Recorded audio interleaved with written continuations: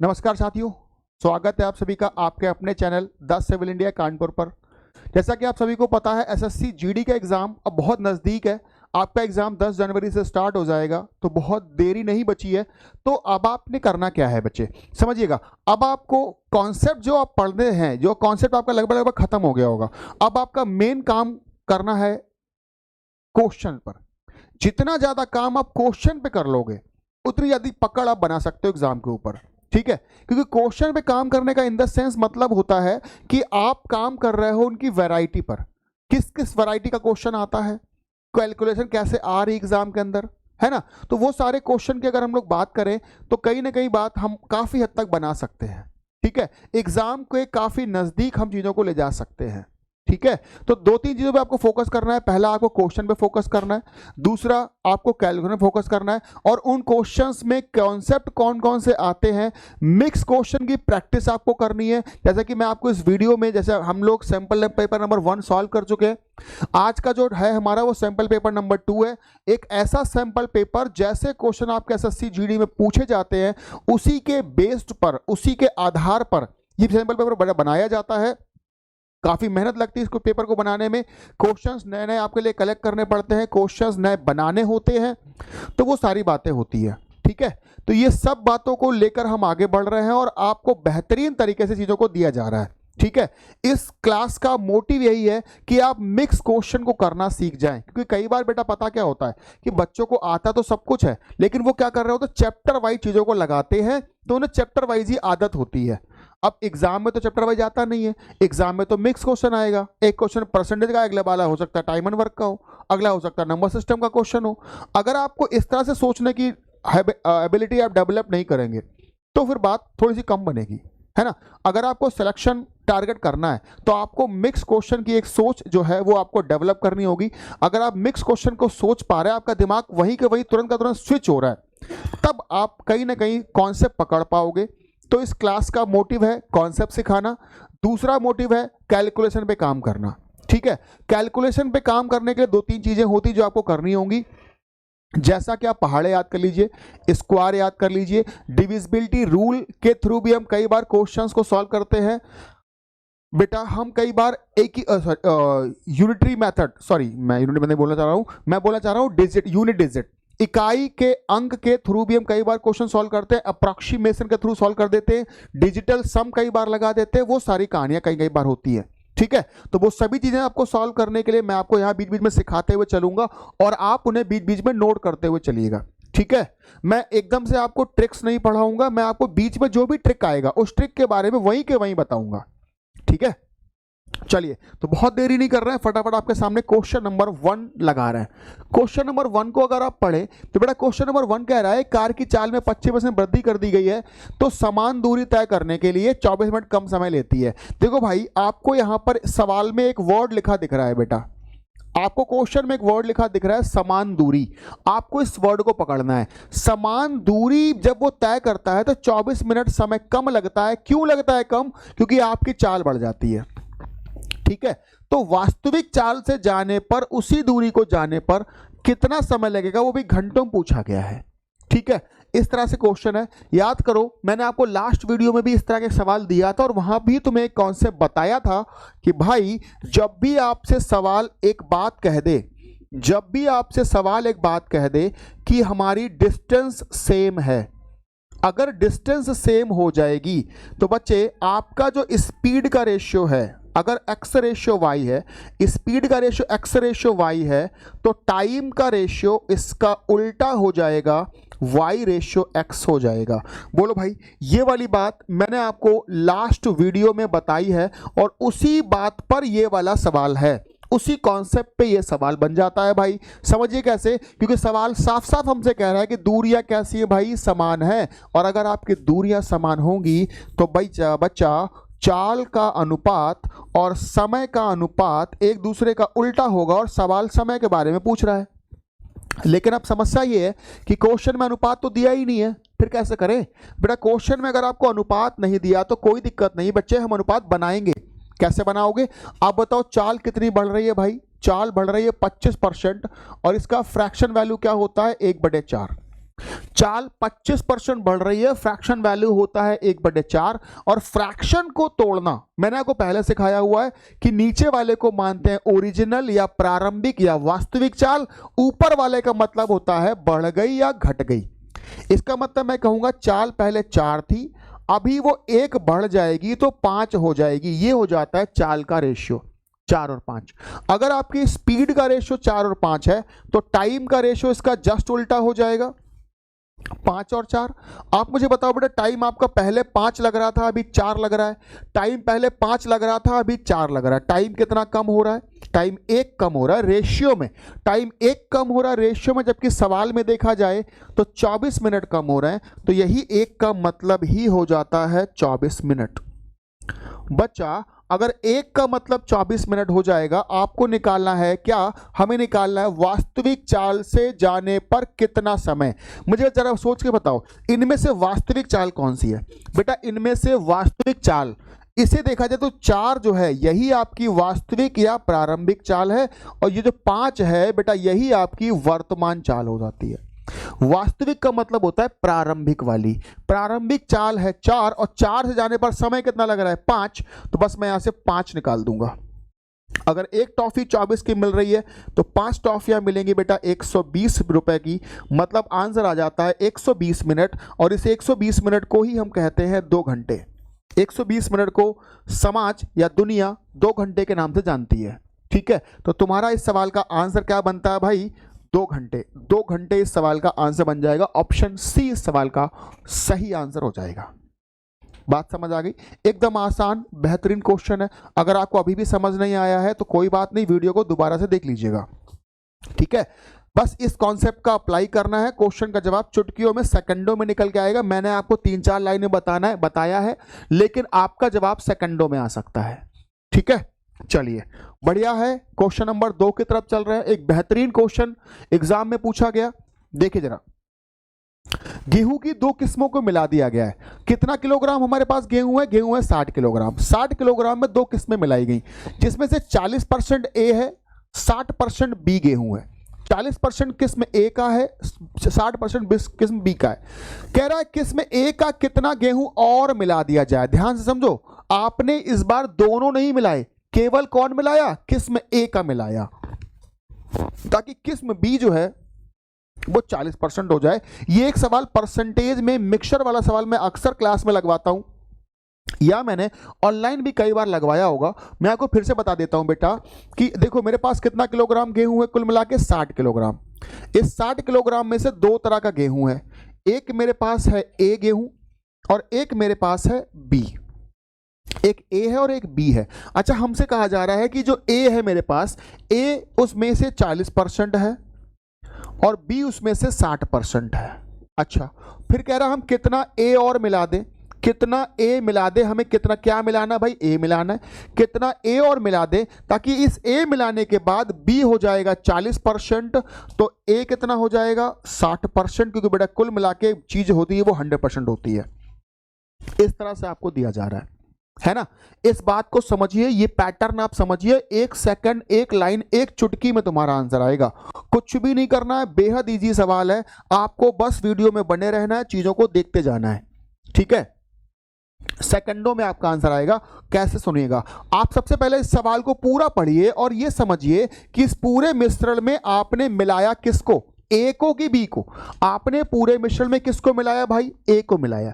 ध्यान से सुनना मैं क्या कह रहा हूं। अगर आपने ए को मिलाया तो ए से आपको सवाल नहीं लगाना है। फिर से बताइए, ए मिलाया तो ए से नहीं लगाना है। किससे लगाना है सवाल को? बी से लगाना है। और जब बी से लगाना होगा तो आपको करना क्या होगा? जो टोटल मिक्सचर है, इस मिक्सचर को लिखवाना है और एक बार मल्टीप्लाई और एक बार डिवाइड करना है, तुम्हारा आंसर बनेगा। एक बार मल्टीप्लाई, एक बार डिवाइड करिए, आंसर बन जाएगा। कैसे बेटा? अगर मैं बी से सवाल लगाऊंगा तो बी के जो परसेंटेज में डिफरेंस है, डिफरेंस से मल्टीप्लाई कर दूंगा। बी के परसेंटेज में जो डिफरेंस है, मैं डिफरेंस से मल्टीप्लाई करूंगा। डिफरेंस कितने का आ रहा है भाई? 20 का आ रहा है। और फाइनल परसेंट जो तुम्हें करना है, फाइनल परसेंट 40 से डिवाइड कर देंगे। ये करना है भाई, समझो। आपने ए मिलाया तो ए से नहीं लगाना, किससे लगाना है, बी से, और बी के जो परसेंट का डिफरेंस है उससे मल्टीप्लाई करिए, जो फाइनल परसेंट है उससे डिवाइड करिए और काट दीजिए। बेटा जैसे ही आप इस सवाल को काट देंगे तो 20 से कटेगा 40 2 बार और 2 से कट जाएगा 60 3 बार, तो कहीं ना कहीं तुम्हारा आंसर आ जाएगा 30 किलोग्राम ए मिला दिया जाए। 30 किलोग्राम, ये जो मिलाया गया है वो कौन सा निकल के आएगा, 30 किलोग्राम ए मिला दिया जाए। 30 किलोग्राम ए मिला दिया जाए और इस पे से आंसर कौन सा सही है, दुनिया इस सवाल का आंसर ऑप्शन सी बताएगी, है ना। बात समझ आई कि भैया ऑप्शन सी इस सवाल का सही जवाब है, ऑप्शन सी इस सवाल का सही जवाब है। बात पकड़ आई। एक लाइन का सवाल था, ये जो मैंने फिगर विगर बनाया है, फिगर आपको नहीं बनाना है, आपको सिर्फ इतना काम करना है, इस तरह के क्वेश्चन की प्रैक्टिस कर कर जाइएगा और ये सवाल पूछे जा रहे हैं। लेकिन ध्यान दो, ये क्वेश्चन जब आप पढ़ोगे तो आपको लगेगा बेसिकली ये मिक्सचर का या एलिगेशन का सवाल है।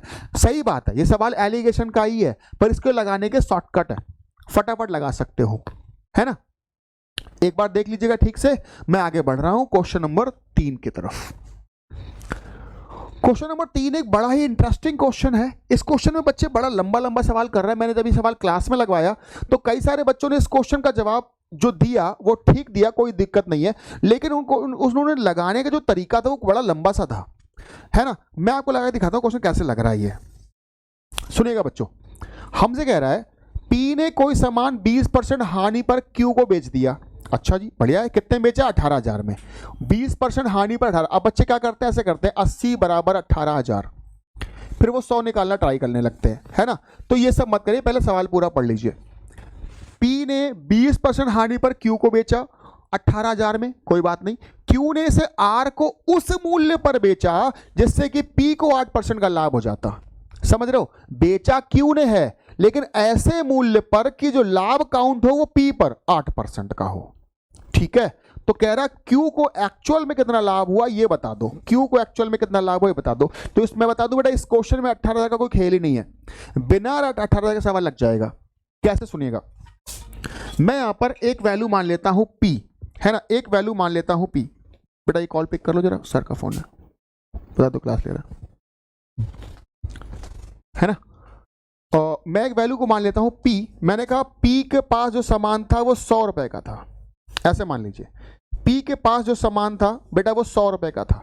अच्छा, पी ने वो सामान क्यू को बेचा है, पी ने वो सामान क्यू को बेचा है 20% हानि, मतलब क्यू ने वही सामान 80 में खरीदा होगा। जो सामान पी 100 रुपए का ला रहा है वही सामान क्यू ने खरीदा है 20% लॉस, मतलब 80 में खरीदा है। ओके, फिर यही सामान क्यू ने किसे बेच दिया है, आर को। यही सामान क्यू ने बेच दिया है आर को, लेकिन आर ने को बेचा इस तरीके से है कि पी पर 8 का लाभ हो। आप बताओ, पी का सामान तो 100 का था, 100 पर अगर तुम 8 का लाभ होगा, इसका मतलब क्यू ने कितने का बेचा, इसे 8 का बेचा है। क्यू ने इसे 108 का बेचा है। अब बस आपको बताना यह है क्यू को एक्चुअल में कितने रुपए का लाभ हुआ है। आप मुझे बताइए, क्यू कितने में लाया था, 80 में, बेचा कितने का है, 108 का। आपको यहां से लाभ दिख रहा होगा 28 का हुआ है, 80 पर कितने परसेंट का, 28 का लाभ 80 पर कितने परसेंट है भाई। तो यहां से आप काटेंगे तो बात बनेगी, अगर मैं कहीं ना कहीं 4 के पाड़े से काटता हूं तो बच्चा 20 से पहले काट लेते हैं, तो 20 से कट रहा है ये 4 बार और ये कट रहा है 5 बार। 4 से मैं इसे काटूंगा तो ये 7 बार कट जाएगा और कहीं ना कहीं आंसर 35% का बन जाएगा। 35% तुम्हारा आंसर बन जाता है। 35% का मतलब होता है A for alpha. A for alpha इस सवाल का सही आंसर हो जाएगा 35%। ये सवाल का आंसर है। इसमें 18,000 को बिल्कुल भी इंक्लूड मत करना बच्चा। अगर तुम 18,000 को सवाल में इंक्लूड कर दोगे तो क्वेश्चन वही के वही टफ हो जाएगा और सवाल लगाने के लिए 3-4 लाइनें आपकी खर्च हो जाएंगी, टाइम उससे ज्यादा खर्च हो जाएगा, है ना। तो अगर आपको टाइम बचाना है, जैसे कि आपको पता ही है कि एसएससी जीडी या एसएससी का कोई भी एग्जाम होगा, टाइम का बड़ा खेल है। टाइम बहुत कम होता है, क्वेश्चन बहुत ज्यादा होते हैं, लेंदी क्वेश्चन होते हैं, तो आपको हर एक क्वेश्चन में टाइम बचाना है। हर एक क्वेश्चन में टाइम बचाने के लिए आपको स्पेशल टाइप की अप्रोच लगानी होगी। क्लियर है, बात समझ आ गई सबको? यहां तक बात क्लियर है, कोई समस्या तो है नहीं। मैं आगे बढ़ता जा रहा हूं क्वेश्चन नंबर 4 की तरफ। बेटा क्वेश्चन नंबर 4 को जरा पढ़ेंगे। क्वेश्चन नंबर 4 भी एक ठीक ठाक सा सवाल है, डिस्काउंट पर बेस्ड सवाल है। डिस्काउंट आप सभी ने पढ़ा होगा, सभी को पता है डिस्काउंट किस पर होता है, डिस्काउंट पहले बताओ, डिस्काउंट होता किस पर है बेटा? डिस्काउंट होता है मार्क प्राइस पर। और प्रॉफिट किस पर होता है? प्रॉफिट होता है कॉस्ट प्राइस पर। एक बात समझ लो, डिस्काउंट हमेशा और हमेशा मार्क प्राइस पर होगा। इसीलिए अगर तुम्हें कभी भी डिस्काउंट परसेंट निकालना हो तो बेटा डिस्काउंट परसेंट का फॉर्मूला होता है डिस्काउंट अपॉन में कौन? मार्क प्राइस इनटू में 100। और अगर कभी तुम्हें प्रॉफिट परसेंट निकालना हो तो बेटा प्रॉफिट परसेंट का फॉर्मूला होता है प्रॉफिट अपॉन में सीपी इनटू में 100। और अगर तुम्हें मान लो लॉस परसेंट निकालना हो भाई तो लॉस परसेंट का फॉर्मूला होगा loss upon CP, loss upon CP into में 100, है ना। ये तीन बातें ध्यान रखिएगा। तो डिस्काउंट मार्क प्राइस पर होता है, प्रॉफिट या लॉस सीपी पर होते हैं, इसलिए प्रॉफिट और लॉस के केस में अपॉन में सीपी आता है, लेकिन डिस्काउंट के केस में अपॉन में मार्क प्राइस आता है। इतनी बात तुम्हें समझ आ रही है? अच्छा जी, चलिए एक बार क्वेश्चन को पढ़ लेते हैं अच्छे से। कह रहा है 15% की छूट देकर बेच रहे हैं तो 19% का लाभ हो रहा है। अगर हम छूट 25% कर दें तो लाभ कितना होगा? 15% की छूट दे रहे हैं, 19% का लाभ हो रहा है। 25 की छूट कर दें तो लाभ कितना होगा? तो कोई इशू नहीं भाई, हम यहां मान लेते हैं मार्क प्राइस को 100। अच्छा जी, अच्छा बताओ अगर तुम 100 पे 15% की छूट कर दोगे तो बेचोगे कितने का? हम कहेंगे सर बेचेंगे हम 85 का। भाई 100 रुपए उस पर सामान पे लिखा हुआ है और मैं उस पर 15% की छूट कर दूंगा तो कितने का बेचूंगा? 85 का बेचूंगा। अच्छा जी, अच्छा 85 का जब तुम बेच रहे हो, जब तुम 85 का बेच रहे हो तो हो क्या रहा है? 19% का लाभ हो रहा है। लाभ सीपी पर होता है, सीपी मानते हैं 100। अगर मैं आपसे बोलूं सीपी हमेशा 100% माना जाएगा और इस 100% पे 19% का लाभ हुआ है। लाभ माने 119% में आप बेच रहे हो बेटा 85 रुपए का, ये सवाल बोल रहा है। ठीक है, तो अगर मैं यहां से 100% निकालूंगा तो सीपी निकालाएगा बच्चों। 100% निकालता हूं मैं, 17 का पाड़ा पढ़ लेता हूं भाई। ये 5 बार कट रहा है और ये 7 बार कट रहा है, 100 से गुणा हो जाएगा। सीपी आपका बन जाएगा 500/7। सीपी आपका बन जा रहा है 500/7। मतलब सीपी को अगर मैं लिख देता हूं 500/7। ध्यान से सुनना। अब देखो इसके आगे वाली कहानी मैं कैसे करूंगा, इसके आगे वाली जो कहानी वो कैसे होगी। आप मुझे एक बात बताओ बेटा, सीपी 500/7 है, एमपी 100 है। अगर मैं ऊपर लिखूं सीपी है 500/7 और एमपी है 100, अगर मैं सीपी और एमपी में रेशियो बनाऊंगा तो क्या ये 7 पलट के इधर चला जाएगा ना? तो अगर ये 7 बेटा पलट के इधर जाएगा तो 7 यहां से तो खत्म हो जाएगा और यहां पर कर देगा 700। मतलब आपका सीपी 500 है और एमपी 700 हो जाएगा। इसमें कोई इशू तो नहीं है, मैंने सिर्फ रेशियो बनाया है। यहां जो बटे वाला 7 था वो मैंने इधर गुणा करवा दिया। अभी हमसे कह रहा है कि मैं मार्क प्राइस पर कितना छूट दूंगा? 25% की। भाई मार्क प्राइस पर 25% की छूट देनी है। मार्क प्राइस कितना रुपया है? 700 रुपया है। तो अगर मैं 700 पे 25% की छूट दूंगा तो सीपी हमारा है कितना? अभी भी 500। और मार्क प्राइस पर 25% की छूट देंगे, मतलब 700 का 25% निकालेंगे तो 175। 175 की छूट करेंगे तो बेचेंगे हम 525 रुपए का। अभी बताओ प्रॉफिट 25 रुपए का हुआ है, प्रॉफिट निकालना होगा तो अपॉन में सीपी आएगा, सीपी माने 500, इनटू में कर देंगे 100। यहां से बात बन जाएगी तुम्हारी 5% जैसी, है ना। यहां से जो आपका आंसर है वो 5% निकल के आ जाएगा। ठीक है, देखो बच्चे मैं आपको यहाँ सारी बातें लिख लिख के दिखाता हूँ और आपको इतना लिखना नहीं होता है एग्जाम के अंदर। एग्जाम के अंदर आपको इतना नहीं लिखना, जैसे मैं यहाँ पे लिख रहा हूँ 100, 85, 500/7, ये सब नहीं लिखना होता, अंडरस्टूड होता है। आपको लिखनी ये वाली लाइन थी, ये लाइन लिखने के बाद सीधे आपको ये लाइन लिखनी थी, ये लिखना था नीचे वाला, है ना। इस लाइन के बाद सीधे आपको ये लिखना था और आपका आंसर बन जाता 2 लाइन के अंदर। ठीक है, तो ये सब जो मैं आपको समझा रहा हूं ये सिर्फ आपके समझने के लिए है। घर पे जब आप क्वेश्चन लगाओगे तो ऐसे लगाओगे, लेकिन अगर आप इन क्वेश्चंस की थोड़ी थोड़ी हैबिट डालोगे तो फिर ये क्वेश्चन आपसे जल्दी लगने लगेंगे और थोड़ा सा टाइम आपको कम लगेगा। ओके, चलिए उम्मीद कर रहा हूं बात समझ आई होगी। आगे बढ़ते जा रहे हैं क्वेश्चन नंबर 5 की तरफ। क्वेश्चन नंबर 5 अगर मैं बढ़ता हूं, बच्चे सवाल को ठीक से पढ़िए। What is the compound interest on a sum of 8,000 rupees for 1.5 year at 10% per year. लेकिन सवाल में लास्ट में एक बात कह दी, कंपाउंडेड हाफ ईयरली। सवाल में लास्ट में एक बात कह रहा है कि वो अर्धवार्षिक रूप से ब्याज ले रहा है। भैया जो ब्याज ले रहा है वो कैसा ले रहा है? अर्धवार्षिक रूप से ब्याज ले रहा है भाई। अर्धवार्षिक का मतलब समझते हो? अर्धवार्षिक का मतलब होता है हर 6-6 महीने में ब्याज ले रहा है, हाफ ईयरली ब्याज ले रहा है। और जब ये 6-6 महीने में ब्याज लेता है तो यहां पर दो बातें बदल जाती है, एक तो रेट बदल जाता है, एक का टाइम बदल जाता है। रेट जो आपका एक्चुअल में है 10, इसका आधा हो जाता है, मतलब सवाल लगेगा 5% से। दूसरी बात, जो समय आपका है वो है 1/2 साल, इसी को कहते हैं 1.5 साल। और 1.5 साल को अगर आप 6-6 महीने में तोड़ेंगे तो यहां पर ब्याज आपको मिल जाएगा 3 बार। तो आपको बस दो बातें बदल देनी है, रेट ऑफ इंटरेस्ट आपको 5 कर देना है, टाइम आपको 3 बार कर देना है। मतलब समझो सवाल क्या बन गया? सवाल बन गया 8,000 रुपए पर 5% की दर से 3 साल का सीआई बताओ। अब ये बन जाता है सवाल, 8,000 रुपए पर 5% की दर से 3 साल का सीआई बताओ। ध्यान समझो, जब सवाल सीआई पूछेगा तो हम रेशियो मेथड लगाते हैं। 5%, देखो इसको कैसे लगाओगे, ये 1 सेकंड का सवाल है, वरना तो इसे तो तुम्हें लगाना ही नहीं है, क्योंकि 8,000 एक वेल नोन वैल्यू है। जब भी 8,000 में सवाल देता है तो 1261 इसका आंसर आता है। ये बात मुझे बहुत पहले से पता, क्योंकि मैं ऐसे सवाल बहुत ज्यादा लगा चुका हूं। ठीक है, आपको भी पता हो जाएगी अगर आप भी बहुत सारे सवाल लगाएंगे ऐसे तो। ठीक है, कैसे करना है? 5% का फ्रैक्शन कितना हो जाता है? 1/20। 20 में 1 का प्रॉफिट हुआ 21 हो गया, 20 में 1 का प्रॉफिट 21 हुआ। लेकिन हमें कितनी बार ब्याज लेना है बेटा? 3 बार। तो उसका क्यूब लगा देना है, जितने बार ब्याज लेना है उतना ही पावर आपको लगा देना है। आप बताओ, पैसा हो जाता है 8,000, 20 का क्यूब 8,000 हो गया, इस 21 का क्यूब 9261 हो गया।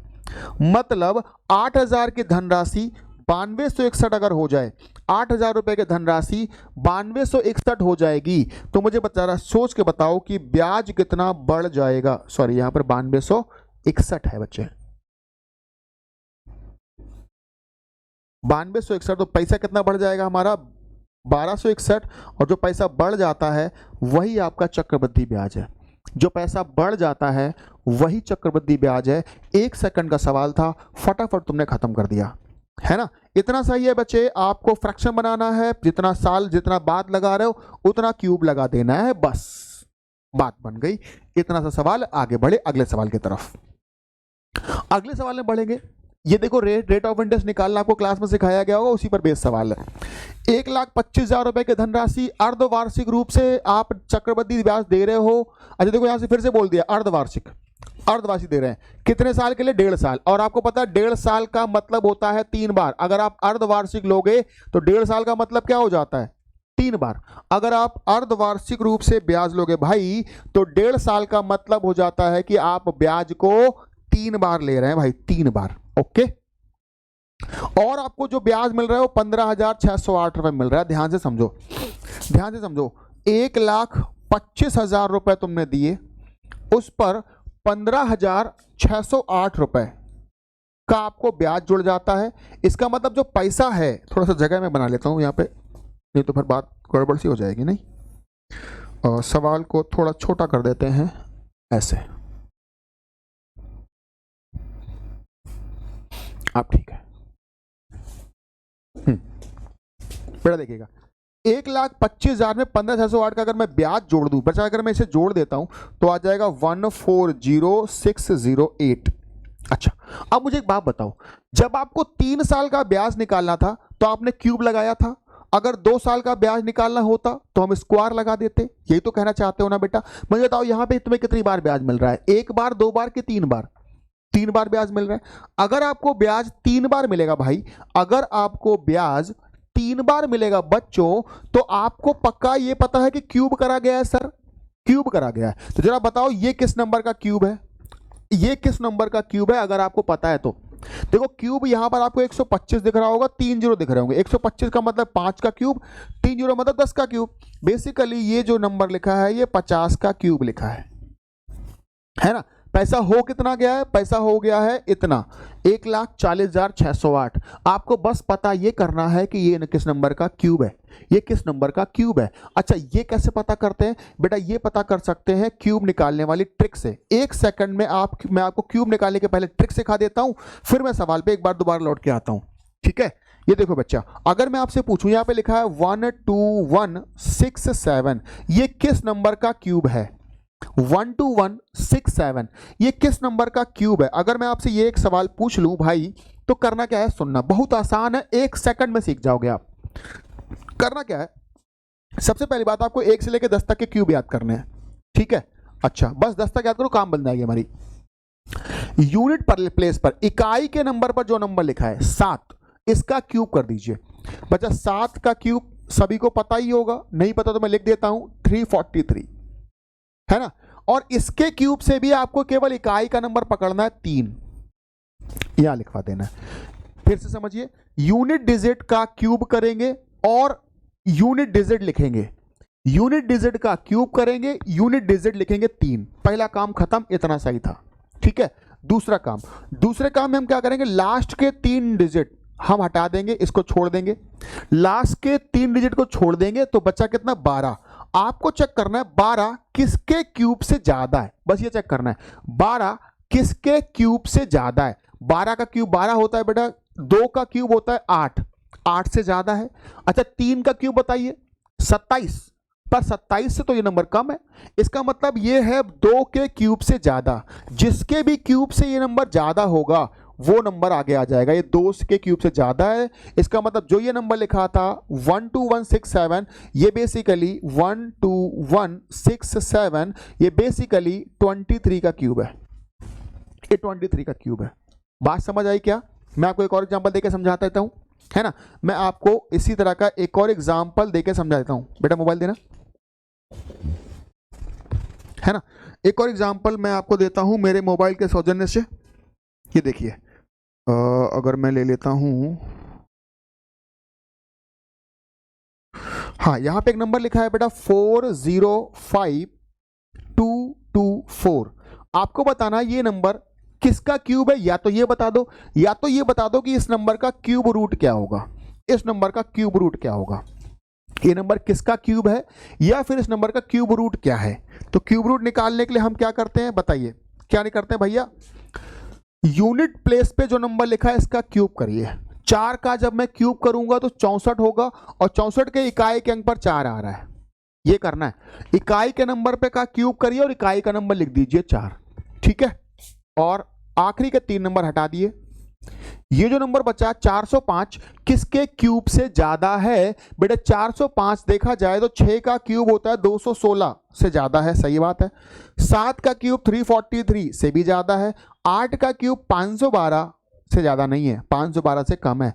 इसका मतलब आपको 7 पकड़ना है, 7 के क्यूब से ज्यादा है, जिसके क्यूब से ज्यादा है वो नंबर आगे लिखवाओ, और आंसर आ गया 74। ये है 74 का क्यूब। अब जो नंबर हमारे सवाल में लिखा है मैं उसको देखता हूं, 140608, ये भाई किसका क्यूब है, ये किसका क्यूब है, 140608। अब आप बता पाओगे किसका क्यूब लिखा है बेटा, 140608, ये किसका क्यूब लिखा है। तो सबसे पहले क्या करना है, तो मैं 8 का क्यूब कर देना है। 8 का क्यूब हुआ 512 का 2 लिखवाना है, 8 का क्यूब 512 का 2 लिखवा देना है, पहला बात। फिर 3 नंबर आखिरी के छोड़ने हैं, बचा नंबर 140। 140 किसके क्यूब से ज्यादा है भाई, 5 का क्यूब होता है 125 से ज्यादा, 6 का क्यूब 216 से कम है, किसके ज्यादा है, 5 का क्यूब से। तो 5 आगे आ गया, मतलब ये जो नंबर है ये 52 का क्यूब है, ये 52 का क्यूब है। सबसे बड़ी बात, क्या आप क्यूब निकालना सीख गए। देखो बच्चे, ये जो ट्रिक्स हैं मैं ऐसे बीच बीच में बताता हुआ चलूंगा, छोटी छोटी चीजें, ठीक है। इनको जरूर अप्लाई करना सवालों के अंदर, तो आप बहुत जल्दी लगा पाओगे एग्जाम में, नहीं तो बेटा फिर टाइम जाएगा आपका।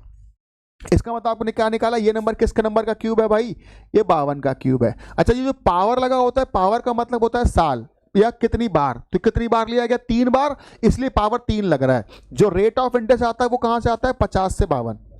बेटा रेट ऑफ इंटरेस्ट आता है 50 से 52, माने 2 रुपए का इंटरेस्ट मिल रहा है, 50 पर कितने परसेंट का मिल रहा है। तो यहां से जो रेट ऑफ इंटरेस्ट है बेटा वो निकल के आ जाएगा तुम्हारा 4%। लेकिन जरा ध्यान दो, ये जो रेट ऑफ इंटरेस्ट है ये हाफ ईयरली है, क्योंकि हम जो ब्याज ले रहे हैं वो हाफ ईयरली ले रहे हैं। तो मुझे बताओ ईयरली रेट ऑफ इंटरेस्ट जो होगा, ईयरली रेट ऑफ इंटरेस्ट जो होगा वो इसका डबल हो जाएगा, 8%, है ना। ये देखो, अगर आपको ईयरली रेट ऑफ इंटरेस्ट मिल जाता है 8%, हमसे पूछा क्या जा रहा है, 3 वर्ष का साधारण ब्याज बताइए, 3 वर्ष का साधारण ब्याज। अच्छा, साधारण ब्याज आप सभी को पता है हर साल बराबर बराबर मिलता है, पहली बात। दूसरी बात, साधारण ब्याज हमेशा और हमेशा मूलधन पर मिलेगा, किसी और पे नहीं मिलेगा। साधारण ब्याज हमेशा मूलधन पर मिलेगा, किसी और पर नहीं मिलेगा। इसका मतलब ये जो 8% का ब्याज तुम निकाल लियो, ये 8% का ब्याज किस पर मिलेगा? पहली बात 1,25,000 पे मिलेगा, और हर साल उतना ही मिलेगा। तो 3 साल में बताना है कितना मिलेगा। बेटा 1,25,000 का 8% निकालिए। देखो 8% कैसे निकालते, छोटी बातें समझो बेटा। 125 का 8 गुना 1,000 होता है, ये बात आप ध्यान रख लो। 125 का 8 गुना 1,000 होता है। तो बेटा 125 में 8 से गुणा करेंगे तो 1,000, 2 जीरो कैंसिल होंगे, 1 जीरो और बना रहेगा, 10,000। एक साल में आपको 10,000 का ब्याज मिलेगा। सवाल पूछ रहा है 3 साल में कितना मिलेगा, तो 3 साल में हम ऑप्शन लगाएंगे डी। 3 साल में हम ऑप्शन लगाएंगे डी कि 30,000 रुपए का ब्याज मिलेगा। देखो ये जो ट्रिक सवाल है ये बेहद आसान था, बशर्ते आपको बस रेट ऑफ इंटरेस्ट निकालना था। सवाल कर रहा था उसी रेट ऑफ इंटरेस्ट पर 3 साल में एसआई कितना होगा, तो उसी रेट ऑफ इंटरेस्ट पर 3 साल में एसआई का मतलब है 1 साल में 10,000 तो 3 साल में 30,000। ये बन गई बात। कुछ बात पकड़ आई भाई, है ना? चलो और आगे बढ़ रहे हैं, ये तो आपने सीख लिया, आगे बढ़ रहे हैं। ठीक है, ये भी एक क्वेश्चन डिस्काउंट का है भाई आपके सामने। यह कह रहा है कि 3 डिस्काउंट दिए गए और ये जो डिस्काउंट है तीनों, ये किस एक डिस्काउंट के बराबर है, और ये मोस्ट इंपॉर्टेंट सवाल है। इस तरह के सवाल आपके एग्जाम में बहुत ज्यादा आते हैं, ये ध्यान रख लो। इस तरह के सवाल आपके एग्जाम में आते हैं, हर एग्जाम में आते हैं। इवन एसएससी जीडी में अगर पूछेगा तो बेटा ऐसा ही सवाल 10+2 में भी आता है, ऐसा ही सवाल सीजीएल में भी आता है, ऐसे ही सवाल एमटीएस में भी आता है, पुलिस में भी आता है। कोई भी एग्जाम दोगे ये टोटल डिस्काउंट वाला सवाल आता ही आता है। अच्छा, एक तो ये बात। दूसरी बात मैं आपको बता दूं, टोटल डिस्काउंट में लिख रहा है 8, 15, 20। अगर आप 8, 15, 20 डिस्काउंट दो, या फिर 20, 15, 8 दे दो, या 15, 20, 8 दे दो, तो टोटल डिस्काउंट पर कोई फर्क नहीं पड़ता। इसका मतलब आप डिस्काउंट कोई भी पहले कोई भी बाद में दे सकते हैं, पहली बात तो ये। दूसरी बात बेटा, दूसरी बात यहां पर यह है कि आप किसी को भी पहले और किसी को भी बाद में दे सकते हैं। तो देखो समझो, 8% निकालना, जैसे मैं अगर 100 में 8 का डिस्काउंट दे दूं, बचेगा 92, तो 92 का आगे 15% निकालना काफी कठिन हो जाएगा। उसके बाद फिर 20% निकालना और कठिन सा हो जाएगा, है ना? तो आप ऐसा ना करो, आप उल्टा करो। आप पहले 20 दो और उल्टा चलो, उल्टा चलो। समझो कैसे, अगर मैं 100 रुपए मान लेता हूं, मैंने मान लिया रुपया 100 है, मैंने मान लिया रुपया 100 है। अब 100 रुपए पर 20% डिस्काउंट दे रहे हैं। 100 रुपए पर 20 का मतलब पहले 20 का डिस्काउंट दो। देखो बच्चा, मैं पहले 20 दे रहा हूं, तो बच्चा कितना? 80। और ध्यान दो, जो भी आप यहां डिस्काउंट दे रहे हो वो अलग लिखते जाएंगे। यहां 20 का डिस्काउंट दिया, ठीक। अगला डिस्काउंट होगा 80 पर 15%। अगला वाला कितना है भाई? 15% का है। तो 80 का 15% सभी को निकालना आता है। 10% हो गया 8, 5% हो गया 4, जोड़ेंगे तो 12। 80 पर 15% का मतलब हो गया 12 का डिस्काउंट हुआ, रुपया बचा 68। एक मिनट, रुपया बचा बेटा 68, है ना? तो जो डिस्काउंट तुमने दिया ना 12 का, वो 12 यहां लिखवाओ, ऐसे ये 12 यहां लिखवाओ। अब बताओ आखिरी कितना डिस्काउंट तुम्हें देना है? 8% का। आखिरी डिस्काउंट तुम्हें 8% का देना है, तो 68 का 8% निकाल दो। निकालने का मतलब है ऐसे, गुणा 8/100। सभी को बताओ 8 का पहाड़ा तो आता ही होगा। 8 का पहाड़ा पढ़ लो भैया। 8 अट्ठे 64, 8 छंग 48, 48 6 54, इस तरह से, और 100 है तो पॉइंट लग गया। मतलब जो आगे वाला डिस्काउंट आने वाला है वो 5.44। लेकिन सवाल में देखो, सवाल ने लगभग पूछा है, लगभग में पूछा होगा तो मैं 5 ही लिखवा लूंगा, आगे नहीं लिखूंगा, ठीक है? सभी डिस्काउंट को जोड़ देंगे, टोटल 37% का डिस्काउंट आ जाएगा। सभी डिस्काउंट को जोड़ेंगे, टोटल 37% का डिस्काउंट आएगा। ये देखो ऐसे सवाल लग जाएगा। अच्छा, इस क्वेश्चन को लगाने के और भी तरीके हैं, ऐसा नहीं कि तरीके नहीं है। इस क्वेश्चन को लगाने का फ्रैक्शन वाला तरीका भी है। इस क्वेश्चन को लगाने का x + y - xy/100 वो तरीका भी है। लेकिन जरा गौर से देखो, यहां पर जो नंबर है वो 8, 20 और 15 है। तो ये समझना कहीं ना कहीं उतना पॉसिबल, या उस फॉर्मूले में लगाना या फ्रैक्शन से लगाना। फ्रैक्शन लगाओगे तो 25, 27, 25, 23 बनेगा। ऐसे 23, 27 से गुणा करना आसान नहीं लगेगा, ठीक है? इसलिए जो चीज आसान होगी हम वो अप्लाई करेंगे। वैसे तो इस सवाल को कई तरीकों से लगाया जा सकता है, पर यहां पर सवाल 100 से ज्यादा आसान है, इसलिए मैं 100 से लगा रहा हूं।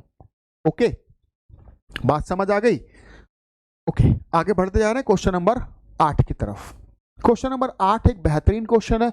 इस क्वेश्चन का जवाब आपको चुटकियों में देना चाहिए, बिना सवाल को सॉल्व करे। एक सेकंड में सवाल को सॉल्व करके आपको आंसर देना चाहिए था, क्योंकि अगर आप इस सवाल को पूरा एक बार में पढ़ें तो लिख रहा है दो संख्याएं 7:4 में है, इनके वर्गों के में जो अंतर है वो 297 का है और दोनों संख्याओं का योग पूछ रहा है। बीच वाली बात छोड़ दो, आपको लेना ये है संख्याएं 7:4 में है और पूछ रहा है दोनों का योग। इसको पकड़ो, संख्याएं 7:4 में है, योग पूछ रहा है, मतलब 7 और 4 को जोड़ो 11, मतलब आंसर 11 से गुणा होके आएगा, आंसर 11 का मल्टीपल आएगा। ऑप्शन चेक करो, ऑप्शन 11 का मल्टीपल सिर्फ एक ही है, 33, और यही तुम्हारा आंसर है। 33 इस सवाल का आंसर है। बिना पेन चलाए लगा सकते थे, थोड़ा थोड़ा दिमाग आपको वहां चलाना जरूर है अपना, ठीक है।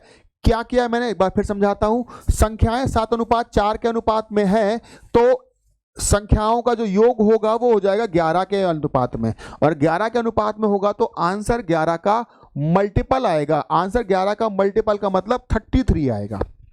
बात क्लियर हो गई है ना। अभी इस सवाल को कैसे लगाते हैं मैं वो बताता हूं, बस 1 मिनट रुक जाइए, बोलिए।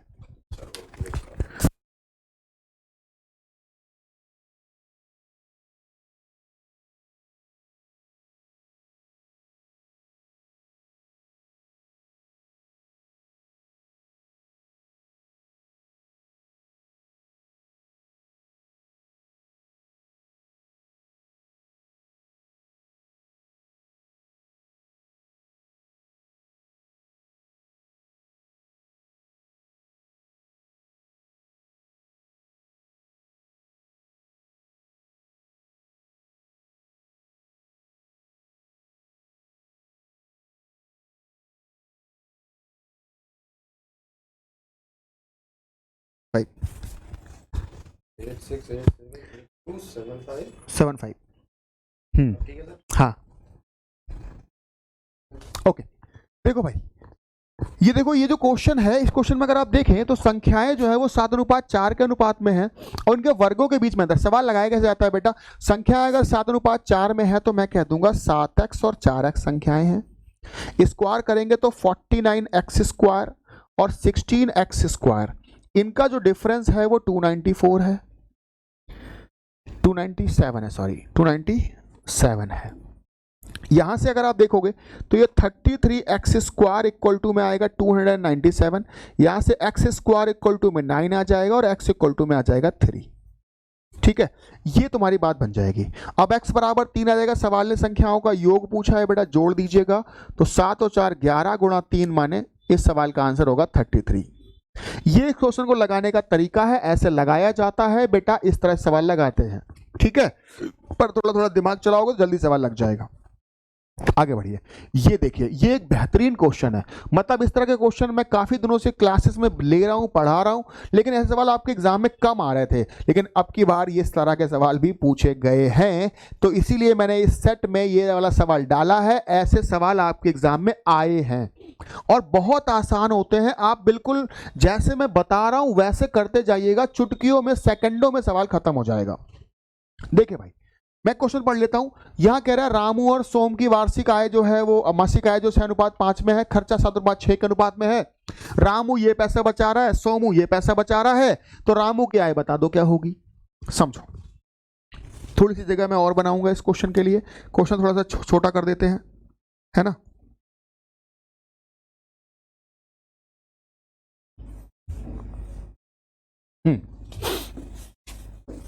समझिएगा, यहां हमें दो लड़के दिए, एक तो रामू है और एक सोमू है, और इन दोनों की आय का अनुपात तुम्हें बताया गया, आय और व्यय का अनुपात तुम्हें बताया गया है ना। रामू और सोम की आय जो है वो आपकी है 6:5 में, और खर्चा जो है वो 7:6 में। इस सवाल को पहचान लो, इसे ऐसे ही लगाना है, ये बेहतरीन आसान तरीके से लग जाएगा। नहीं तो बेटा एक्स वैक्स मानोगे या फिर किसी और तरीके से जाओगे तो सवाल हो जाएगा टफ, ठीक है। अच्छा जी, अभी हमसे कह रहा है कि रामू की आय, रामू की जो बचत है वो 1500 है और इसकी जो बचत है वो 1000 है। आपको इस तरीके से लिखवाना है, ऐसे लिखवाना है, पहले आय देन व्यय देन उनकी बचत। ये जो लिखी है ये बेटा लिखी है बचत, ठीक है, ऐसे लिखवा लेना है। और जब भी सवाल में इनकी आय के बारे में पूछेगा तो हमें करना क्या है, देखो बच्चे बहुत आसान है, आपने इस तरह से क्रॉस मल्टीप्लाई करवाना है। 6 छंग 36, 7 पंजे 35, मतलब 36 माइनस 35 सॉल्व करेंगे तो 1 आ जाएगा। ठीक है, हाँ जी, ऐसे करना है, क्रॉस करना है, माइनस कराना है, बिल्कुल। अब नीचे की तरफ भी क्रॉस करना है और माइनस कराना है, तो बताओ 6 गुणा 15 मतलब 9000, 9000 में से माइनस कर देंगे 7 गुणा 1000 माने 7000, और ये बनेगा 2000। और आपको क्या करना है, इस 1 के बराबर में 2000 लिखवाना है। हम ऐसे कहेंगे 1 का जो वैल्यू है वही 2000 है। अब बताओ, अगर 1 का वैल्यू 2000, ये जो 2000 वैल्यू निकलेगी वो उसे 1 के बारे में निकलेगी। हमसे पूछा गया है रामू की आय बताएं, रामू की आय कितनी है भाई, 6 है। मैं यहां से 6 निकाल दूंगा तो आंसर पड़ जाएगा 12000, और इस सवाल का आंसर जो बच्चे होंगे वो बताएंगे 12000। इस सवाल का आंसर बन जाएगा 12000। ये सवाल को लगाने का एक बेहतरीन तरीका है और आसान तरीका है, जिससे कि आपका आंसर चुटकियों में और सेकंडों में खत्म हो जाएगा। क्रॉस मल्टीप्लाई करके बराबर करना कितना टाइम जाएगा आपका, बड़ा आसान तरीके से आप ओरल मनी मन में कर सकते हो। ये जो मैंने लिख के दिखाई, लिखना नहीं है तुम्हें, ये जो काम है ये भी काम आपको मन में ही कर लेना है कि 36 और 35 का अंतर आया 1, 9000 7000 का अंतर आया 2000, 1 का मतलब 2000 तो 6 का मतलब 12000, है ना। ऐसे ओरल तरीके से आपको सवाल लगाना होता है एग्जाम के अंदर। बात क्लियर है, बात समझ आ रही है ना। उम्मीद कर रहा हूं आपको बात समझ आ रही होगी। क्वेश्चन नंबर 10 की तरफ बढ़ रहा है बेटा, क्वेश्चन नंबर 10 पढ़िए।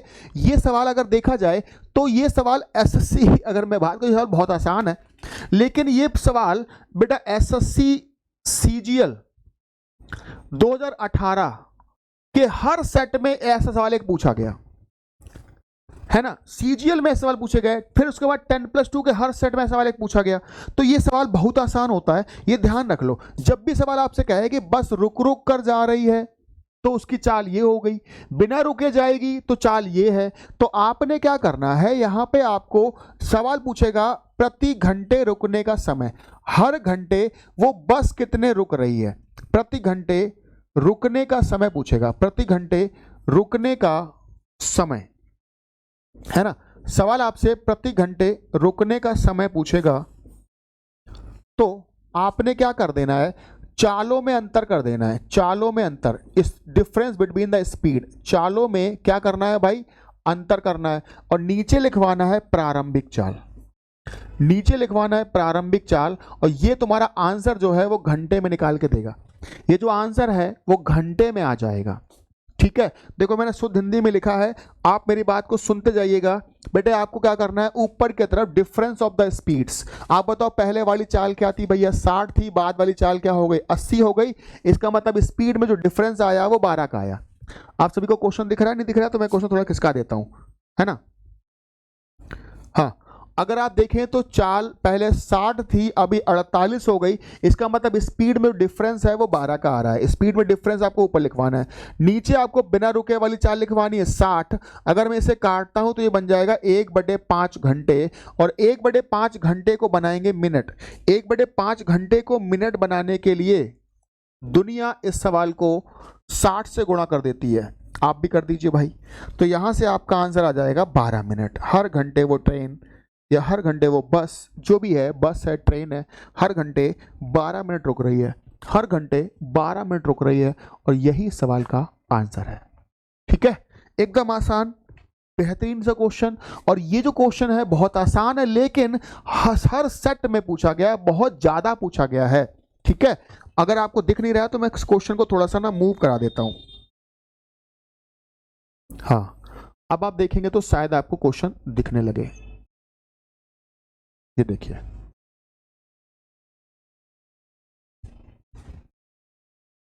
क्लियर है भाई, यहां तक बात समझ आ गई सभी को। ये बहुत आसान सा ये सवाल, पहचान लो, इसको ऐसे ही लगाना है। इस क्वेश्चन को हमेशा आपको ऐसे ही टैकल करना है और ऐसे ही लगाना है। ठीक है, चलिए क्वेश्चन नंबर 11 की तरफ बढ़ते हैं। अगर मैं क्वेश्चन नंबर 11 की तरफ बढ़ रहा हूं तो यहां लिखा है एक धावक 14 मीटर त्रिज्या वाले वृत्ताकार मैदान के 8 चक्कर लगा लेता है और 2 मिनट 56 सेकंड में वो कितना समय लेता है, तो उसकी चाल क्या है, स्पीड निकालना है। अच्छा, सभी को पता है बेटा स्पीड का फॉर्मूला, स्पीड का फॉर्मूला होता है डिस्टेंस अपॉन टाइम। डिस्टेंस में अगर मैं समय का भाग लगा दूं तो बात बन जाएगी, लेकिन हमसे पूछा गया उसकी चाल बताओ, तो चाल जब भी आपको निकालना होगा तो डिस्टेंस अपॉन टाइम। पहले तो आप ये बताओ, सबसे पहले आप कुछ पॉइंट लिखो बेटा। कभी भी अगर कोई व्यक्ति वृत्ताकार पथ में घूमेगा तो एक चक्कर में उसके द्वारा जो चली गई दूरी होगी, एक चक्कर में चली गई दूरी हो जाएगी 2 पाई आर। देखो यहां से आप 2 पाई आर से क्या निकाल पा रहे हो, दूरी, ठीक। और अगर आपको स्पीड निकालना है तो एक चक्कर में लिए गए समय से निकालिए। कैसे भाई, क्या कह रहा है, 8 चक्कर लग रहे हैं तो 2 मिनट 56 सेकंड। मुझे बताओ 8 चक्कर लग रहे हैं 2 मिनट 56 सेकंड का मतलब हो गया, 2 मिनट का मतलब हो जाता है 120 मिनट ये हो जाते हैं और 56 मिनट ये हो जाते हैं। अगर मैं जोड़ देता हूं तो 176 मिनट हो जा रहे हैं भाई। 8 चक्कर 176 मिनट में है तो एक चक्कर लगेगा 24 मिनट में। ओ सॉरी, सेकंड, मिनट नहीं होगा यहां पर आपको सेकंड लिखना होगा, है ना। तो 24 सेकंड में आपका एक चक्कर पूरा होगा। अच्छा, एक चक्कर में चली गई दूरी क्या है, एक चक्कर में चली गई दूरी हो जाएगी 2 पाई आर। तो यहां से जो आपका स्पीड है, यहां से जो आपका स्पीड है, स्पीड निकल के आएगा 2 पाई आर। चली गई दूरी कितना लिखोगे, 2 पाई आर। तो 2 इंटू पाई, पाई का वैल्यू बेटा 22/7 रखवा लेंगे हम। आर आपको सवाल में दिया जा रहा है कि त्रिज्या 14 है, रखवा लिया। अपॉन में आपको कर देना है समय। समय कितना लग रहा है आपको, समय लग रहा है 24। समय लग रहा है 24 ही आ रहा है ना बच्चे। अच्छा कुछ गड़बड़ सा हुआ है, 24 नहीं आ रहा, सॉरी 22 समय आ रहा है, 22। क्वेश्चन यहाँ पर 22 आ रहा है, समय जो है वो 22 आ रहा है, 24 नहीं आएगा। ये मैंने गलत डिवाइड कर दिया, मेरे दिमाग में कुछ और चल रहा था, ठीक है। और यहाँ आप 22 से डिवाइड कर देंगे। जैसे ही बेटा 22 से डिवाइड करेंगे और आप इसे अपने सुंदर हाथों से काटेंगे तो 22 से 22 कैंसिल हो जाएगा और ये 4 से ये इधर कैंसिल हो जाएगा 2 बार, और कहीं ना कहीं तुम्हारा आंसर आ जाएगा 4 मीटर पर सेकंड, है ना। 4 मीटर पर सेकंड आपके कर कमलों द्वारा ये आंसर लाया गया, ठीक है। 4 मीटर पर सेकंड इस सवाल का आंसर है। दुनिया इसे ऑप्शन डी बोलती है ना। ऑप्शन डी इस सवाल का आंसर है, ऑप्शन डी इस सवाल का आंसर है। क्लियर है भाई, बात सबको समझ आ गई है ना। इतना सही सवाल है, आपको एक चक्कर में चली गई दूरी निकाल देना है, समय से भाग लगवा देना है, बात हमारी बन जाएगी। और अगले सवाल की तरफ पहुंचे।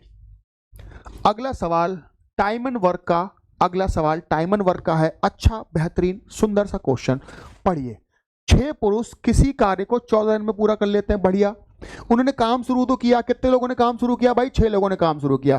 कै दिन तक किया, 5 दिन तक। कै दिन में काम कर सकते थे, 14 दिन में कर सकते थे, 5 दिन तक किया। देखो बच्चे मैं पहले समझाता हूं, 14 दिनों में ये पूरा काम कर सकते थे, पर इन्होंने किया केवल 5 दिनों तक।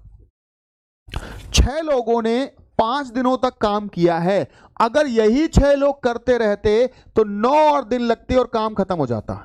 कह सकते हो कि नहीं, क्योंकि ये 6 लोग 14 दिन में पूरा कर सकते हैं, ये 6 लोग 14 दिन में काम पूरा कर सकते हैं, तो 5 दिन तक करा है तो 9 दिन तक और करेंगे तो काम खत्म हो जाएगा। मतलब मैं कहूंगा जो बचा हुआ काम है वो 6 लोग 9 दिनों में करा सकते थे। बचा हुआ काम 6 लोग 9 दिन में कर सकते थे, लेकिन ये बचा हुआ काम अब हुआ क्या, 3 पुरुष काम छोड़ गए, 3 पुरुष काम छोड़ गए। आदमी का पहले से 6 काम कर रहे थे, 3 छोड़ गए। अब काम कितने करेंगे, 3 काम करेंगे, 3। तो भैया 3 लोग इस बाकी बचे काम को कितने दिन में करेंगे, ये पूछा जा रहा है। 3 लोग इस बाकी बचे काम को कितने दिन में करेंगे। सिंपल सी बात है, आप सिंपल सी बात है ऐसे काट दीजिए। तो यहां से 3 से मैं इसे काट रहा हूं 2 बार, और 9 दूना 18 दिन आ जाएगा आपका। बढ़िया सुंदर सा जवाब, 18 दिन, है ना। 18 दिन इस सवाल का आंसर आ जाएगा, ऑप्शन ए। ऑप्शन ए इस सवाल का आंसर है, और ये हो जाएगी बात। एकदम आसान सवाल था, आधी लाइन में खत्म हो गया। आधी लाइन में ही खत्म करना है आपको भी एग्जाम में। ये फिगर विगर नहीं बनाने, मैं बना देता हूं, आपको सिर्फ इतना सा काम करना है भाई, इतना सा। इतने में सवाल खत्म होना चाहिए। 6 लोग 14 दिन काम कर सकते हैं, पर 5 दिन कर लिया, मतलब बचा 9 दिन का काम है। 6 लोग 9 दिन में बचा काम कर सकते हैं। यही बचा काम अगर 3 लोग छोड़ गए तो बचे 3 लोग। 3 लोग कितने दिन में कर देंगे, तो आंसर आ गया 18 दिन।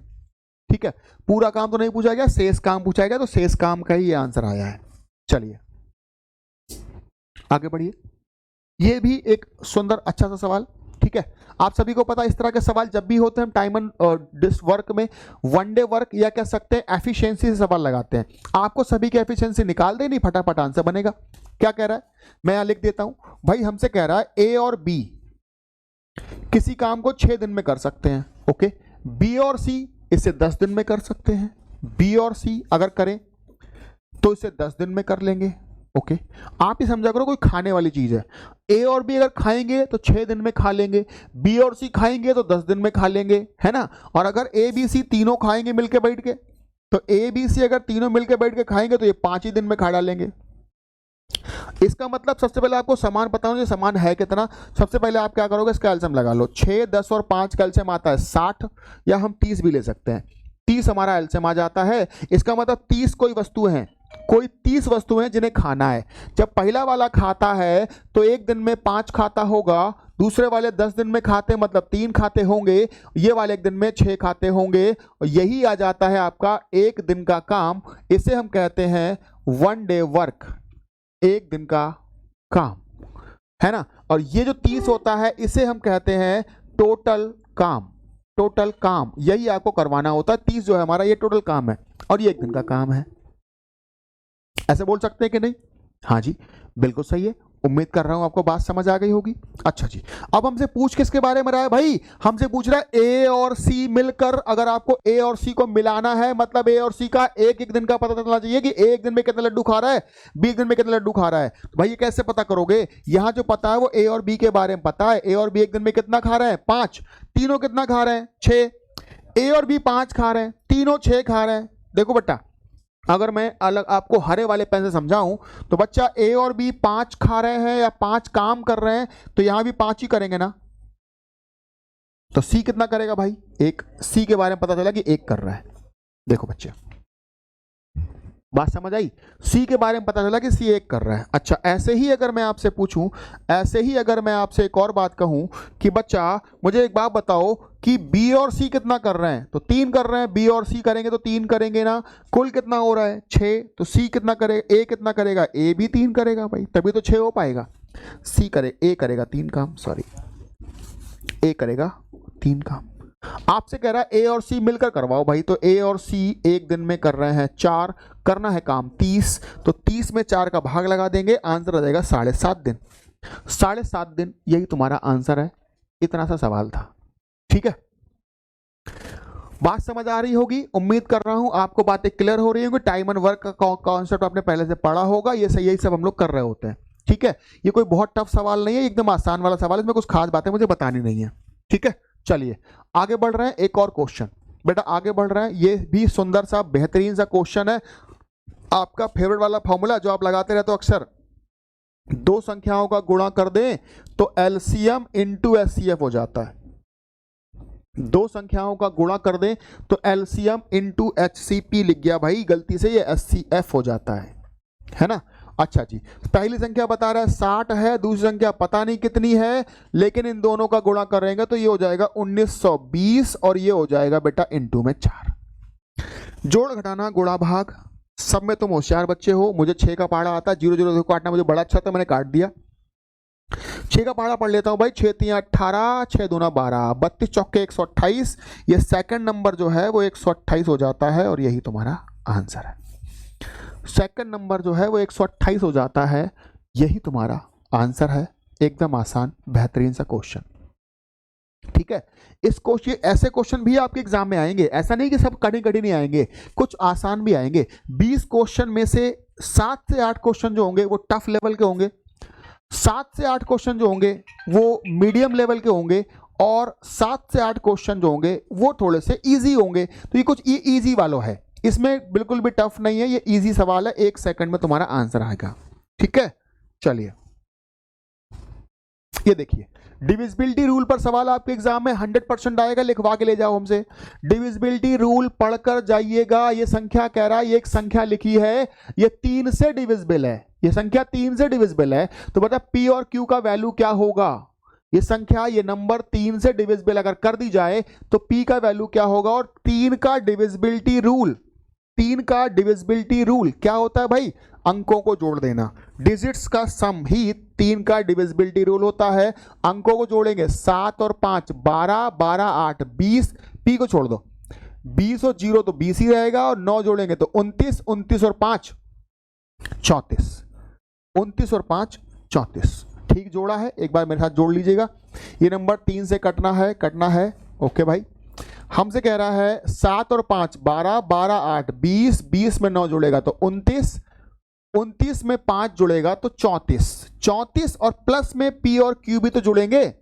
अच्छा, और आपको पता है इनका जो सम है वो 3 से कटना चाहिए, तो 34 में क्या जोड़ दें ताकि वो 3 से कट जाए? तो भाई दुनिया कहेगी कि हम 34 में 2 जोड़ दें तो वो 3 से कट जाएगा। 34 और 2 36 3 से कटता है, क्योंकि 36 3 से कटता है। इसका मतलब पी और क्यू का वैल्यू क्या हो जाएगा भाई?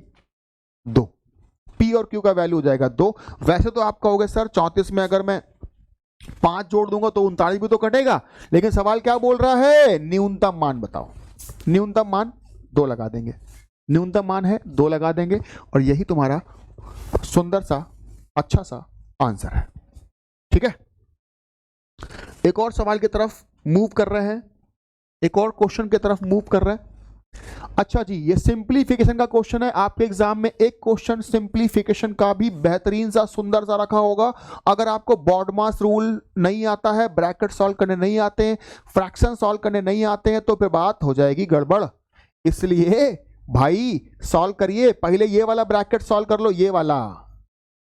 जब आप इस ब्रैकेट को सॉल्व करेंगे तो बच्चे देखो, पहले मैं ब्रैकेट सॉल्व करूंगा, फिर मैं मल्टीप्लाई करूंगा, फिर मैं डिवाइड करूंगा। तो ये बात ध्यान रखिएगा, सबसे पहले आपको क्या सॉल्व करना होता है? ब्रैकेट। बॉडमास रूल में सबसे पहले आता है ब्रैकेट।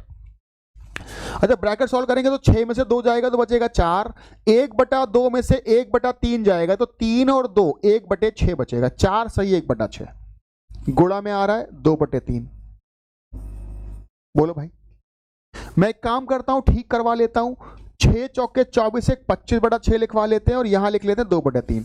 तो कहीं ना कहीं ये तो 2/3 ऐसे ही लिखा रहेगा, गुणा में आ जाएगा 25/6, और माइनस में यहां लगा 6 3 18 और 5 23/6। इस तरह से ये है तुम्हारा बड़ा वाला ब्रैकेट। अच्छा, इधर लगा है डिवाइड बाई 9 दूना 18 1 19/9, ये कुछ ऐसा लगा है। ठीक है, मैं को सुंदर सा कलर ले लेता हूं आपके लिए, ये देखो। अब आप मुझे बताओ, अगर मैं यहां से ऐसे काट देता हूं, अगर मैं यहां से एक काम कर लेता हूं कि भाई यहां पर 6 है ना, देखो जरा, अगर यहां पे 6 3 18 है तो क्यों ना मैं यहां भी 18 बना लूं? या एक काम करते हैं, जो बना ही लेते हैं, चलो नहीं मान रहे तो बना ही लेते हैं, नहीं है ना। अगर यहाँ 18 है तो यहाँ भी 18 बना लेंगे। 18 बनाने के लिए बेटा ऊपर 3 से और नीचे 3 से गुणा कराना पड़ेगा तुम्हें। ठीक है, ये हो जाएगा 69 और ये हो जाएगा 50। देखो ये हो जाएगा 69, ये हो जाएगा 50, और नीचे दोनों में 18 18 आ रहा है। इसका मतलब हो जाएगा 19/9 डिवाइड बाई, ये देखो 69 और ये 50 घटाओगे तो बच्चे आ जाएगा 19/18, और यहां लगा है डिवाइड। डिवाइड आगे वाले को उल्टा कर देता है, पटकी लगा देता है। जैसे ही आपने 19/9 लिखा और डिवाइड जैसे ही आगे जाएगा तो सामने वाले को पटकी लगा देगा, हो जाएगा 18/19, और 19 19 एक दूसरे खा चुके होंगे। आंसर तुम्हारा आ जाएगा 2। इस सवाल का सही आंसर है ऑप्शन डी। ऑप्शन डी इस सवाल का सही आंसर है। क्लियर? सबको हमारी बात समझ आई है? सबको हमारी बात समझ आ रही है नहीं आ रही भैया? चलिए, ये भी देखो एक ठीक ठाक सा सवाल लग रहा है। ये औसत का सवाल लग रहा है मुझे भाई। क्या बोल रहा है? 5 क्रमागत संख्याओं का औसत 36 है, 5 क्रमागत सम संख्याओं का। ये बात जरूर पढ़िएगा। ओके, अगली 5 विषम संख्याएं और जोड़ दी जाए। देखो भाई गड़बड़ बात कर रहा है। अगली 5 विषम संख्याएं और जोड़ दी जाएं तो उन सभी संख्याओं का औसत क्या होगा? उन सभी संख्याओं का औसत क्या होगा? अच्छा समझो, पहली बात तो समझो, यहां पर संख्याएं कितनी है? 5 है, उनका औसत बताया गया है 36। यहाँ पे एक वर्ड लिखा है क्रमागत। अगर संख्याएं क्रमागत होती है तो औसत होता है बीच का नंबर, मतलब 36 हमारा बीच में आ गया। और संख्याएं सम है तो इसके आगे वाली होगी 38, इसके आगे वाली होगी 40, इसके पहले वाली होगी 34, इसके पहले वाली होगी 32। ये 5 है हमारे पास सम संख्याएं।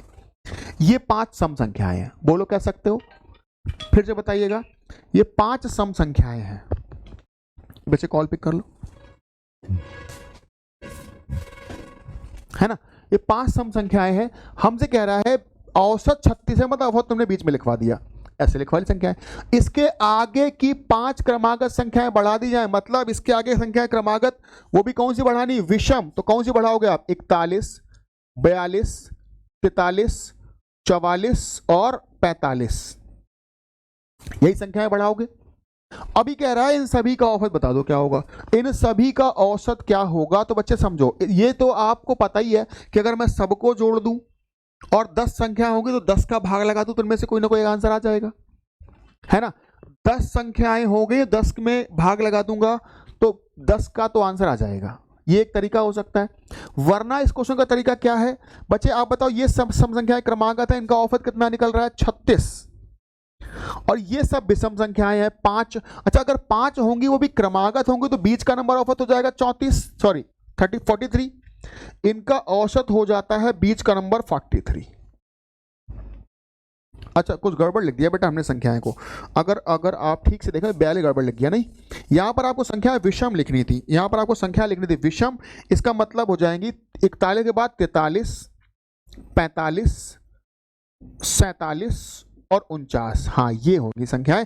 तो 43 गलत है आपका, ठीक है। इसका मतलब यहां से औसत अगर 36 आ रहा है तो यहां से कितना आ रहा है बेटा, यहां से 45 आ रहा है। और आपको इन सभी संख्याओं का योग निकालना था या औसत निकालना था, तो हम सबको नहीं जोड़ेंगे, हम केवल इनके औसत को जोड़ देंगे और बटे 2 कर देंगे। इनके औसत को ही जोड़कर बटे 2 करवा देंगे। तो बच्चों हमारी जो बात है वो हो जाएगी कितनी, 81/2। तो यहां से आपका आंसर 40.5 डायरेक्ट ही निकल आएगा। आपको सभी संख्याओं को जोड़ना नहीं पड़ेगा, सभी संख्याओं को जोड़ना नहीं पड़ेगा। बात समझ आ गई। मैं एक बार फिर से बताता हूं, अगर कह रहा है औसत 36 है तो औसत बीच में लिखवाया, बाकी नंबर इधर उधर कर दिए, 5 हो गए। इसके आगे के 5 विषम संख्याएं लिखवा ली। अब कह रहा है इन सभी का औसत बताना है। सभी का औसत बताने का मतलब तरीका नंबर 1 ये कहता है कि सबको जोड़ दो, 10 का भाग लगा दो, तो भी आंसर आ जाएगा। पर अगर मैं सबको नहीं जोड़ूं, मैं इन पहले वालों से औसत लिख लूं और बाद वालों का औसत लिख लूं, इन्हें जोड़कर बटे 2 कर दूंगा तो भी आपका सही आंसर आ जाएगा 40.5। तब भी बेटा सही आंसर होगा 40.5, और यही इस सवाल का जवाब होगा 17 नंबर का। 17 नंबर का जवाब है। आगे बढ़ रहे हैं, क्वेश्चन नंबर 18, बेहतरीन सा क्वेश्चन है। कह रहा है बेलनाकार स्तंभ है, स्तंभ माने खंबा, इसका व्यास 85 है तो इसका त्रिज्या हो जाएगा 85/2, ऊंचाई 7 है, 20 रुपए मीटर स्क्वायर की दर से स्तंभ को रंगना है। अच्छा बताओ रंगोगे कहां, रंगोगे वक्र पृष्ठ। बेलन, बेटा बेलन का वक्र पृष्ठ रंगना है। फॉर्मूला क्या होता है, फॉर्मूला होता है 2πRh, फॉर्मूला होता है 2πRh, ठीक है।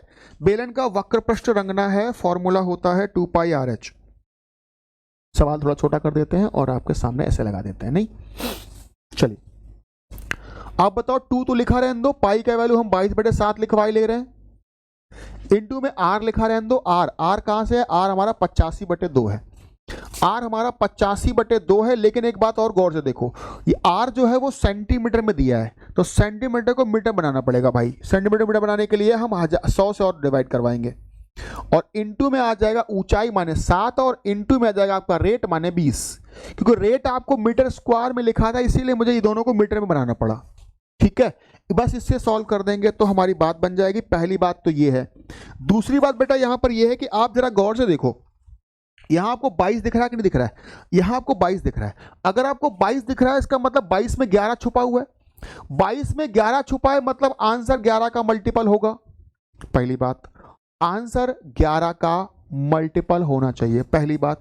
दूसरी बात, अगर आप देखें तो एक बार मैं अगर 2 काट भी दूंगा तो 1 2 बचा रहेगा, 7 भी मैं काटे दे रहा हूं, 1 2 या 22 में भी 2 बचा रहेगा।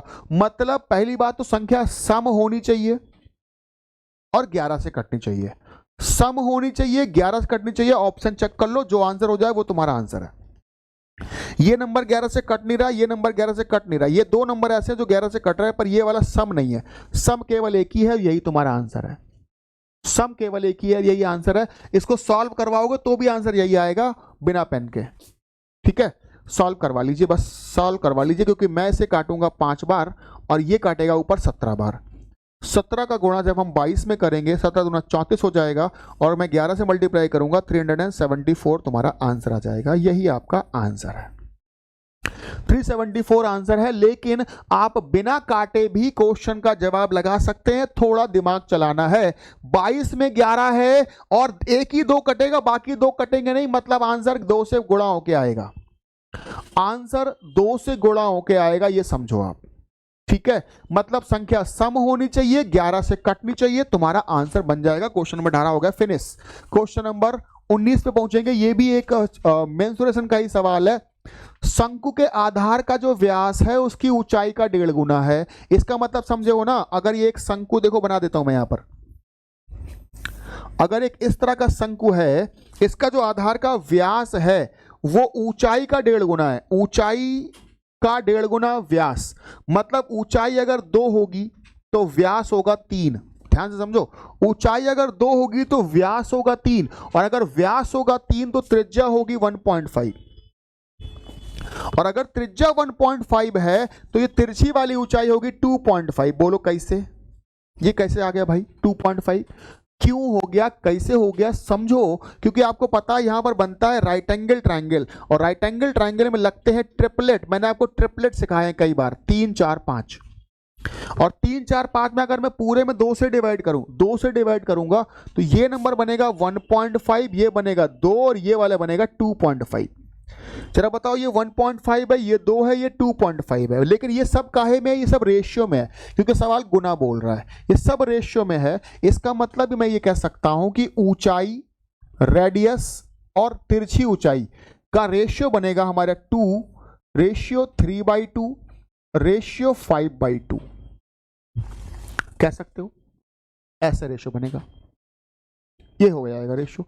अच्छा, इस रेशियो में अगर मैं ऐसा करना चाहूं कि इधर पूरे में 2 से मल्टीप्लाई कर दूंगा तो 4:3:5 ये हो जाएगा रेशियो, और मैं इसे मान लेंगे 4x 3x और 5x, ऐसे बोल सकते हैं, कोई इशू नहीं है। अब जरा बताइएगा, वक्र पृष्ठीय क्षेत्रफल 480 पाई सेंटीमीटर स्क्वायर है। मुझे बताओ शंकु के वक्र पृष्ठ का क्षेत्रफल क्या होता है? शंकु के वक्र पृष्ठ का क्षेत्रफल होता है, कर्व सरफेस एरिया होता है πr/l। पाई का वैल्यू चिपका रहे हैं, पाई तो आपको दिया, सॉरी पाई का रखना नहीं, बट इसका वैल्यू आपको दिया जा रहा है 480 पाई, ये वैल्यू आपको दिया जा रहा है, तो पाई वाई आपको नहीं रखवाना है, पाई से पाई कैंसिल हो जाएगा। r/l रखवाओ, r है 3x, l है 5x, बराबर में हो रहा है 480। ठीक है, यहां से जब आप x निकालोगे तो x स्क्वायर जो है रूट में आएगा मेरे ख्याल से, क्योंकि 5 या 15 15 48 48 होता है 32 का 1.5 गुना, तो कहीं ना कहीं ये 32 आएगा, और ये बनाएगा x इक्वल टू में 4√2। x इक्वल टू में 4√2 है। मेरे को पूछा गया है तिर्यक ऊंचाई, मतलब ये वाला 5x का वैल्यू पूछा गया है, तो 5 × 4√2 यही तुम्हारा आंसर है 20√2। 20√2 इस सवाल का आंसर है ना, 20√2 इस सवाल का आंसर बन जाएगा। इस तरह से लग जाएगा। देखो रेशियो जो मैं आपको एक एक लाइन लिख के दिखा रहा हूं, ये आपको फटाफट वाला समझना है। रेशियो में ये जो मैंने करा, ये आपको समझना होगा कि कैसे चीज हो रहा है। अगर आप इसमें बहुत टाइम लगाओगे ना, 2 1.5 तो 2.5 कैसे, तब फिर समस्या हो जाती है। इस तरह के सवालों में फिर हो जाएगी समस्या। आपको यहाँ बहुत टाइम नहीं लगाना है ना, बहुत फटाफट करना है चीजों को, बहुत फटाफट करना है। और आखिरी सवाल आज की क्लास का, आज की क्लास का एक आखिरी सवाल है, इसको सुन लो, समझ लो, देख लो भाई कैसे करना है। एबीसीडी एक वर्ग है, इसकी भुजा की लंबाई 30 है, इसकी न्यूनतम आकार के वर्ग का क्षेत्रफल कितना होगा अगर एबीसीडी के अंदर इसकी भुजाओं पर इसके शीर्षों के साथ एक भुजाओं पर शीर्षों इसके शीर्षों के साथ निर्मित किया जा सकता है। इसका मतलब समझो ना, एक मेरे पास वर्ग है, इस वर्ग की भुजा 30 है, इस वर्ग की भुजा 30 है। कह रहा है इसके अंदर, अगर मैं इसको एबीसीडी नाम देता हूं, इसको एबीसीडी नाम दे देता हूं, इसके अंदर कोई मैं एक बनाता हूं वर्ग, ऐसे इसकी भुजाओं को लेकर, ये P, ये Q, ये R और ये S। ठीक है, तो भाई PQRS का एरिया पूछा जा रहा है कि इसका एरिया क्या होगा, न्यूनतम आकार के वर्ग का क्षेत्रफल कितना होगा जिससे ABCD के अंदर इसकी भुजाओं पर शीर्षों के साथ निर्मित किया जाता है, भुजाओं पर निर्मित किया जाता है भाई, ऐसे है ना। तो बच्चे ये वाली बात मैं आपको क्लास में कई बार बता चुका हूं कि जो ये अंदर वाला फिगर बनता है, इस अंदर वाले फिगर का एरिया इस पूरे ट्रायंगल के एरिया का आधा हो जाता है। अंदर वाले फिगर का एरिया पूरे फिगर के एरिया का आधा हो जाता है। अब पूरे फिगर की भुजा दे रखी है 30, तो एरिया हो जाएगा 900 और 900 का तुम्हें कर देना है आधा। इस सवाल का आंसर चमक जाएगा तुम्हें 450 मीटर स्क्वायर। 450 मीटर स्क्वायर इस सवाल का आंसर बन जाएगा, है ना। 450 मीटर स्क्वायर बेटा इस सवाल का आंसर बन जाएगा। तो देख रहे हो क्वेश्चन चुटकियों में खत्म हो जाएगा। ये बहुत बड़ा सवाल नहीं है, केवल सुनने में टफ लग रहा है। क्वेश्चन सुनने में टफ लग रहा है लेकिन लगाने में उतना ही आसान है। अगर आपको कॉन्सेप्ट पता है, चीजें पता है, तो एक एक सेकंड में सवालों को खत्म कर सकते हो। मेंसुरेशन में मैंने इस तरह के कई सारे फिगर आपको बनवाए होंगे, तो इस तरह के फिगर में बच्चे बनवाए गए हैं, वो उन्हीं चीजों को आपको रिवाइज करते जाना है और चीजों को अप्लाई कर देना है, ठीक है। तो उम्मीद कर रहा हूं आप सभी को मेरी बात यहां तक क्लियर हुई होगी और ये आज का इतना ही सेशन था। लास्ट सवाल है, लास्ट सवाल था। 20-20 क्वेश्चन की प्रैक्टिस हम हर रोज कर रहे हैं। कल वीडियो नहीं आ पाया था, कुछ कारण हो गया था, तो आज ये वीडियो आ गया है। हर रोज जैसा एक वीडियो आएगा। धन्यवाद आप सभी लोगों का मेरे साथ बने रहने के लिए। लगे रहिएगा मेरे साथ, कम से कम 10 जनवरी तक पढ़ दिएगा। 10 जनवरी तक मैं ये क्लास रोकूंगा नहीं, उसके बाद कम से कम ये 20 जनवरी तक क्लास चलने वाली है। 20 से 25 सेट मैं आपको 20-20 क्वेश्चन के लगवाऊंगा, और अगर 25 सेट मैंने आपको 20-20 क्वेश्चन के लगवा दिए, इसका मतलब हो जाते हैं 500 क्वेश्चन। और 500 क्वेश्चन में से मैं गारंटी लेता हूं आप 20 के 20 को करके आओगे, ठीक है। तो बिल्कुल भी छोड़िएगा नहीं, बने रहिएगा मेरे साथ। हम मिलेंगे जल्दी ही।